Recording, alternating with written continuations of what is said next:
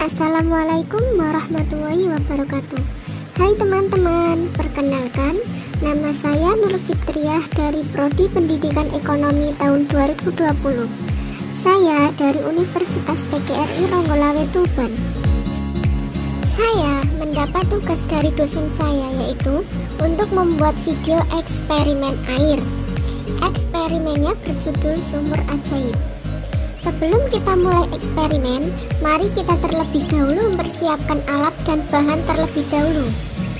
Alat dan bahannya yaitu 1 buah palu, 1 buah paku, 2 buah sedotan, 2 buah toples selai tanpa tutup, 1 buah toples selai lengkap dengan tutup, malam pet atau bisa dengan permen karet yang sudah dipunya. Selanjutnya, air yang sudah diwarnai dengan tinta. Langsung saja kita membuat eksperimennya. Langkah pertama, ambil 1 buah toples selai beserta tutupnya. Lubangi tutup selai dengan palu dan paku. Perhatikan jarak lubang yang satu dengan yang lainnya harus seimbang. Langkah kedua, setelah dilubangi, masukkan sedotan ke dalam lubang. Kemudian, tempelkan dengan menggunakan malam. Perhatikan perbedaan panjang masing-masing sedotan di dalam toples. Caranya yaitu, salah satu sedotan kita pasang hampir mendekati dasar toples, dan sedotan yang lain agak menjorok hingga ujungnya berada di dekat tutup toples. Langkah ketiga, isilah toples yang dipasangi sedotan dengan air yang sudah diwarnai hingga mencapai setengah bagian. Langkah selanjutnya, tutup rapat toples dengan tutup yang sudah dipasangi sedotan dengan air. Sedotan yang satu terlihat menjulang, sementara sedotan lainnya terendam dalam air. Langkah kelima, letakkan toples tanpa penutup di atas sebuah kardus yang posisinya stabil. Isilah dengan air hingga setengah bagian, sementara toples lainnya kita letakkan di bawahnya.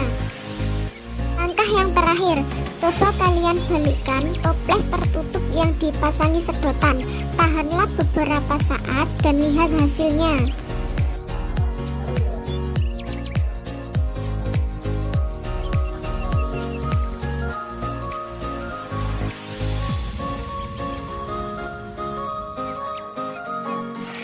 Setelah melakukan eksperimen, apa yang terjadi? Apakah air mengalir dari bawah ke atas? Hukum fisika menyebutkan bahwa salah satu sifat air adalah mengalir dari tempat yang lebih tinggi ke tempat yang lebih rendah karena adanya gravitasi bumi. Namun ternyata tidak semuanya demikian, karena air juga dapat mengalir dari bawah ke atas. Mengapa demikian? Karena adanya gaya dorongan yang terjadi karena adanya tekanan. Jika gaya yang dihasilkan seimbang dengan gaya gravitasi bumi, tetesan air tidak jatuh. Tekanan inilah yang mengakibatkan air terangkat ke atas. Lalu, dari mana gaya dorong dapat menghasilkan tekanan itu? Jawabannya dari energi atau daya yang dihasilkan oleh suatu alat, yaitu pompa. Sedangkan eksperimen di sini hasilnya adalah toples yang diisi dengan tinta dan ditutup rapat dengan malam. Ketika dibalikan, lama-kelamaan akan menetes ke bawah. Hal ini merupakan proses terjadinya penembusan melalui batang sedotan. Air bukannya mengalir dari bawah ke atas, melainkan mengalir dari atas ke bawah karena tidak ada gaya atau energi.